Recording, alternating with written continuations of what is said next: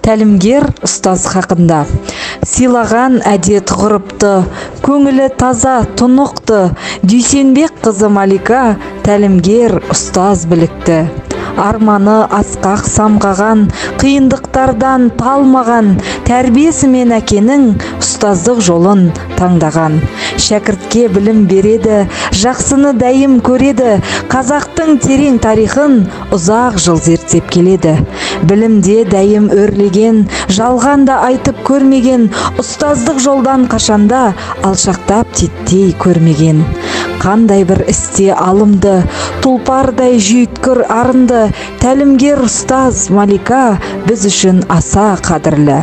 Жарысқа түссе ұтады, білімнің бәрін жұтады.